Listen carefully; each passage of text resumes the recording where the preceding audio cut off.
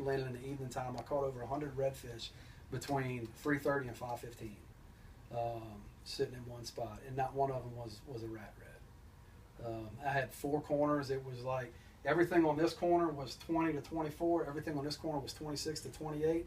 Everything on this corner was 28 to 32. It was the most insane thing that I've ever experienced. It was the day following a front.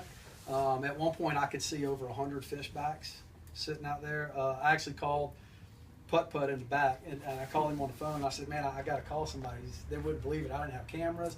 I didn't have a GoPro. Somebody may have seen my YouTube where I'm cane poling off the front of the kayak. I'm just dropping the bait in the water, and I'm putting a 22-inch fish in the boat, and a cane pole right back there and do it again.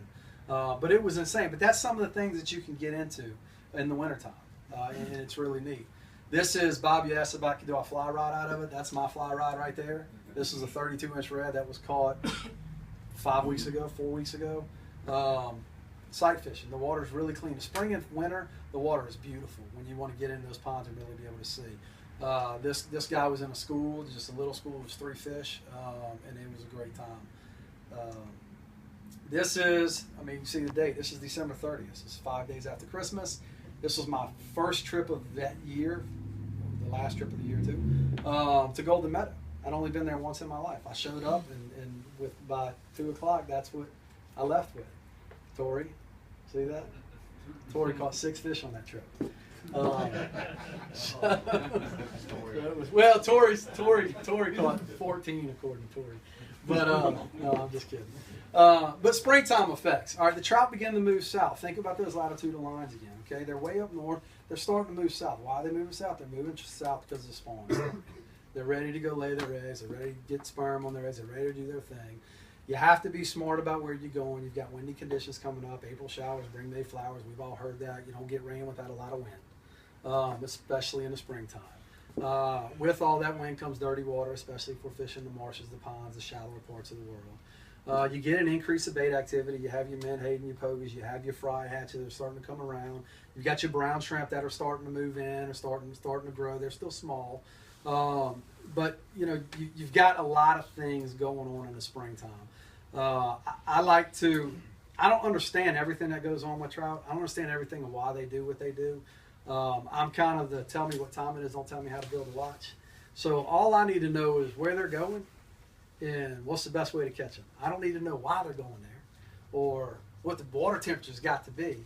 But there are people out there that are. I mean, if all of y'all heard of Brendan Bayard, he is a master of what trout do. He reads and he's in the reports and he's in the fish's brain. It's like that fish just went left. How do you know that? Well, because the lunar eclipse turned with the solar side of the sun, and that's what the fish does. And I just don't get it, but some people do. And I'm gonna touch on it just for a little bit. But the trout are moving south right now. When the spring starts rolling around, they're looking for places to spawn. One common misconception that a lot of people say, and I'm guilty with it to this day, and I use it to my wife because she understands it more, is, you know, it's the first full moon of April, it's the first full moon of May, and, you know, the trout are spawning, we got to get out there. Well, it's not necessarily, the trout aren't waiting for a romantic evening to get out there and go, oh, the moon's full, we're going to go lay some eggs. That's not what they're doing. There are some factors that they're waiting for. One, they're waiting for the photo period. They're waiting for the longer hours in the day, longer time that the sun is out. And the other one is the water temperature. They need the water temperatures to be in a certain level to actually kick in those enzymes to start the release and the development of the eggs within the females, and the same thing with the sperm in the males. Water temperature, it says rising to 70. It's actually 68 degrees is when those enzymes in the fish are starting to be released, and that's what starts that development going. And that is kind of that internal clock all at the same time that starts that move, that transition down from latitude down to another line. And that's what goes on. Now, when the moon comes into play, as far as I'm concerned, the moon's full in the first full moon of April, the first full moon of May. Everything else just happened to be there. Everything else happened to be aligned. And people can say, oh, well, I caught it at a full moon, or I don't like fishing without a moon, so I'm going to go fish during a full moon because I can see what's going on. So there's a lot of things that I think go on around that. But peak spawning takes place between 77 and 86 degrees. There's a couple of things that you want to look for when you're going to try and get into your school of males or your big sows. We've all heard the stories of the ones off the beaches of the Grand Isle and the Chandeleur Islands and the monster specks that they bring in. I mean, we've done it out of Sandy Point and the jetties out of Empire and Schofield Bay and places like that. And it's been phenomenal. But salinity is a big part of it, specifically, especially down here. Most everything we have is such a muddy bottom, right? And the salinity, it's got to be greater than 12 parts per 1,000, I think is what it is. And that's one of those factors that the fish are looking for. But when I think of salinity, I think of viscosity and engine oil. So if your truck is burning oil, the easiest way to eliminate some of that is to put a heavier weight oil in there, right? If you're running 5W30 all its life, now you got 250,000 miles, and you're starting to smoke it or burn it, put some SAE straight 40 in it. It's going to shut it down. It's still going to run like a champ. But that oil is just thicker, and more parts per 1,000 of salinity that you have, the thicker that water is. So 17 to 35 is peak of what the trout are looking for before they start laying those eggs. 35, just to give you an idea, 35 is 100% pure seawater. Okay, so that is, you got hit in the face with a wave, you wiped it off, and it was all salt. That's dangerous catch type seawater. But that salinity, the thicker the water, the heavier, the thicker that viscosity, the less it allows those eggs to drift down to the bottom. If those eggs, all these fertilized eggs start falling down to the bottom of the water, in our waters, and they're covered up with all this mud and the gumbo mud, y'all know that stuff gets in your fingernails for days. It's funky. There's a lot of disease things that can happen. A lot of these eggs are not going to make it. They're not going to survive. So on top of the salinity, they need a steady tidal flow. The eggs, you don't want them floating out to sea. They want to be washed into the marsh. They want to be pushed around. They want to get into the protection where they're not eaten up by everything out there. So bottom line is, if you're looking for spawning trout, you got to have warm water, right? And you have to do it in the longer periods of the day. If you want to make a general rule, do it by the first full moon in April, the first full moon in May, because usually those stars are aligning during that time frame. Females spawn every 7 to 14 days. So if they spawn today, what are they doing for the next 7 to 14 days? They're eating. They're eating to develop those eggs. So when a female comes in, you've got all these males that have blown up. They're in this little pass. They're in a cut. The water's flowing. Everything's good. There's thousands of them in there. And the females are in there with them. And they're croaking. They're making noise. They're attracting dolphins to come get a free meal. I mean, they're doing all kind of things. But the females are in there getting the mess beat out of them, right? So when they finally release those eggs and they can move on and get out of there, all the males releasing their sperm, they're doing their thing. They got a little recovery period. It's a lot like us. I mean, you and I can get it done, and we can ready to get it done tomorrow. Same thing with the male speckled trout. With a female on the other side, she has a baby today. She got to wait a little while. Got to recover. It's a tough cycle. So for the next 7 to 14 days, and sometimes they'll go longer. I think around 4 weeks. But the thing is they've got to build back up. They've got to get that strength, and that's when you start hearing these stories of, I caught them at the beaches, and I was using an 8-inch finger mullet, or whatever it is, just the biggest, funkiest looking topwater you can throw.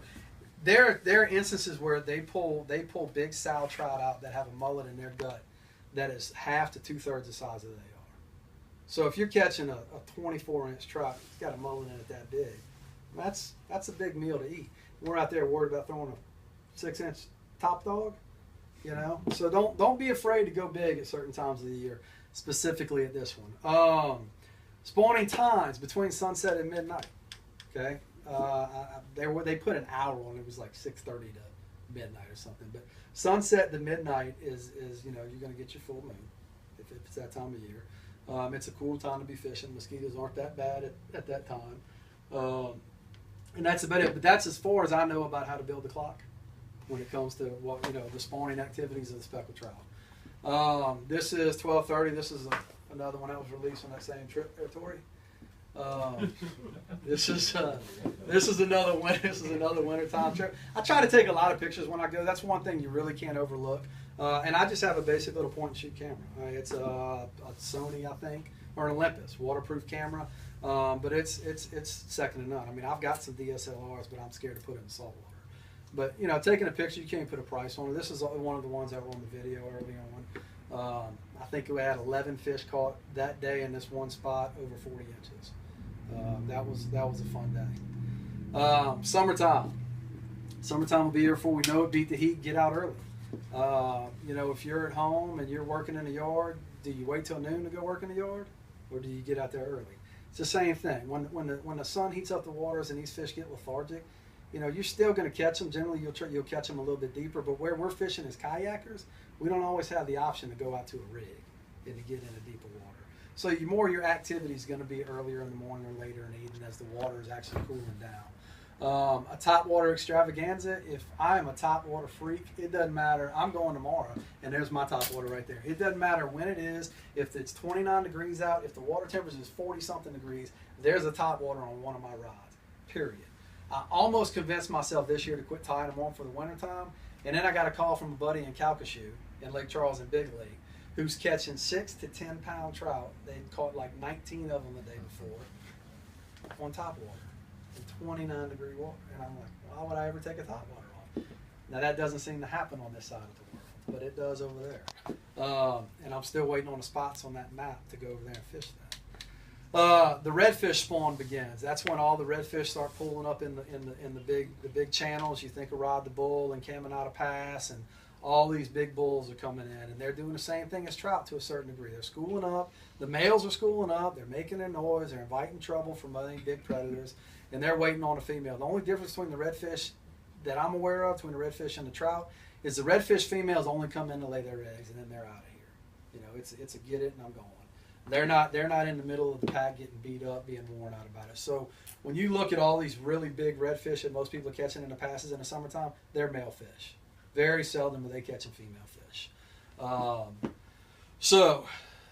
Get your big mullets out, same as in the summer. Get them out. Your big fish are out there. This is another one we did. I fell out of the kayak this day in December. This is when I learned I've never worn blue jeans in a boat in a kayak ever again since that day. It was cold. This is a really big trout that I caught with my daughter, and I had to Photoshop it into a picture I took out of the Everglades because there was a lot of identifying factors around the location of that picture. So that's pretty cool. This is my oldest. I try to take her with me when I can, and we have a good time whether we catch fish or we don't. This is some springtime water. This is some summertime water. It's got that green look to it. It's kind of clear on top, maybe a little cloudy down below, but this is good summertime looking water. Fall is my favorite time of season as far as kayaks is concerned. I used to be a really big deer hunter until I got heavily involved in this. Fall is no longer for bow hunters. Here's a couple things that go on in the fall. People quit fishing. All right. Seasonal outdoorsmen, they move. Fall ain't the time to be in the water. It's the time to be in a deer stand. It's the time to be getting the dogs ready to run from alligators for teal season. There's a lot of things that are going on in speckled trout and redfish, of which half the people out there have been running around spending thousands of dollars all summer trying to catch them. So the traffic is gone. The majority of the traffic is gone. That's night. The cold fronts start coming in. Water levels start dropping. If you remember your latitudes, what goes on? Your fish have come from way up north. They gradually made it down in the spring. In the summer, they're moving way out there. And then in the fall, where are they going? They're starting to transition back up. Watch your reports. Draw you some lines. Make some dots. It's real easy to do. And I've noticed it. I used to sit in deer stands and read all the fishing stuff. So all my years of Louisiana sportsman, I would actually sit and read in the deer stand. And I could actually identify with what's going on during those time periods. In the summer, you'll start hearing Captain Charlie and all these guys talking about we're running out, we're in Battledore Reef and the south part of Black Bay and different areas. And that's what happens. And the fall comes, it'll be, we got up early, it was nice, we didn't have to run far, we used 5 gallons of gas, the trout are moving back in. So try and keep track of that best you can, and you'll see. If you really pay attention to it, you'll see what I'm talking about. And it'll help you. You won't wake up and go, well, what am I going to do today? Well, this time of year, this is where they are in their transition, and they're going to hold there for a month, 2 months, maybe 3 months if we're lucky, and we can fish all these areas. If you looked at a map, when you're thinking about that, your southern areas obviously are all the way down in the Gulf. Down in Venice, down past your rocks, outside of Grand Isle, way down below Fouchon. And then as they move up, a fall for me is Leeville. If anybody's familiar with Leeville. Leeville, Buras, that's fall fishing to me. That's when it's a good piece of heaven. That's where their transition is at that particular time. And then it starts moving up to Golden Meadow and the Basins or to Port Sulphur and behind the high school, and they gradually make that drive north. But fall, hands down, is the best. Your water's getting clear, the redfish spawns in, the trout are starving. You know, the water's getting cool. They're trying to build up for the winter. They know what's going on, and it's a phenomenal time to fish. This is one of the things I did this summer. I tried to take a big part in Tag Louisiana, and I've tagged a lot of fish. Unfortunately, I didn't mail my tags off my cards off until like 2 days ago. So they're about to get 65 cards in the mail from last year. But that's a pretty neat deal. I tagged quite a few this day. This is a little one. It's tagged a little far forward, but he'll survive. And this was a hoss of a trout. This was a big old trout. It was caught out of Sandy Point. This was actually pre-fishing for Fallen Tide, which is supposed to take place this October, because that's where I was going to make my run. And then the wonderful hurricane came in and ruined it, and I had to fish in Mississippi River. But that trout's out there. There was actually a tournament last weekend. There was a tag trout pulled out of Golden Meadow Pump Station. He called me. He's like, man, I caught, because I tagged some trout like 2 days before. He's like, I caught the trout. I'm like, there's no way. And it wasn't mine. But the tagging program is a pretty neat deal. Easy to read patterns, tailing fish. We all know what's going on here. The question that I pose to people that I fish with is, what do you do? What do you do when you see that? What do you throw? I mean, I probably get 5 answers. What do you throw? You fish in a tournament. I mean, you got 10 tailing redfish. What do you throw? Throw what's on your line quick as you can. You have a bait of choice. Yeah. Whatever's close. Yeah, we see, and it's the net. The cast. And that's a lot of people is throw what's in your hand, throw what's close, and that's the best avenue to do. My personal, when I see tailing redfish, I use a jig. Bottom line, if my jig starts scaring them off, I use a fluke. I use a fluke with no weight on it, just a hook. It lands soft. You pop two little squirts of it, and it's a beautiful little, the way that it swims, and then it just gradually falls down. It never scares the fish ever. Secret in my mind, fishing with a fluke, you gotta let a fish run with it. I mean, you can watch him suck it up. If you set it, it's coming right over your shoulder. You got it. And my favorite part of a fluke is fishing with somebody, because I can go, Steve, watch. He's got it. He's got it, Steve. Mm-hmm. And then set the hook. And they're like, really? You had to wait that long? But that's how I like to kind of tease people I fish with sometimes. But that's, I've had situations where I've thrown spoons and I've thrown top water. I've thrown a lot of things at tailing fish. My number one is usually a jig, because I can throw it past them, I can throw it off to the side of them, and I can reel it up fast, and I can just drop it by them because I can usually see it. And then I'll just crawfish it. Even if I'm just burying the nose into the mud and that little tail's just sitting there flapping right up, they'll come up and just suck it up. And if they get out of there, if that scares them, and that happens 2 or 3 times, then it's done. It's a fluke from there on out. Not to say anything else doesn't work. I've done it and caught them on top. I've done it and caught them on spoons. I've done it and caught them on a lot of things. But that's my favorite. Schooling fish, this is something we don't see often, but it happens. It does happen, and when they're like this is when you get your net out. You just sneak up behind them, you corner them in, and you scoop them up. Fishbacks, this is something that we do see a lot in little schools of 2 and 3. My favorite part is that blue tail. When that blue tail's lit up, it's eating time. That's the best time to be around. Same thing you're dealing with here is whatever you're comfortable with, whether it's whatever you can reach, or a jig or a fluke or whatever it is. One thing that I will mention is that I like to fish in a blue shirt or a white shirt. I do have a yellow one that I wear every once in a while. But if you can see the fish can see you, pretty much. When you're choosing a lure for them to hit, you're usually trying to match it somewhere between the watercolor and the sky, right? If I'm bass fishing and it's raining and I'm throwing a buzzbait, I'm throwing a black buzzbait with a black blade. I'm blending it in with the sky. I want to do everything in my power possible, because I stand when I do this. I want to do everything in my power possible to not stick out. So if I'm sitting there with a blue sky background, white clouds, and a bright pink shirt on, you stand out a little bit, I'm in a yellow kayak, but my kayak's not moving. It's just kind of sitting there. But if I'm, I got to put the paddle in my paddle holder, and I got to grab my rod, I got to sling my rod. A lot of that, I have found that the brighter color shirts that don't really blend in with what's behind me send off signals, and it may be a timing thing or it's just in my mind. But I try to stick with it. I have a gray shirt that I wear if we do a tournament or something, and it's a nasty day. I wear a gray shirt. I do have a red life jacket on, but I do my best to blend in with what's behind me. They can see you. Yeah.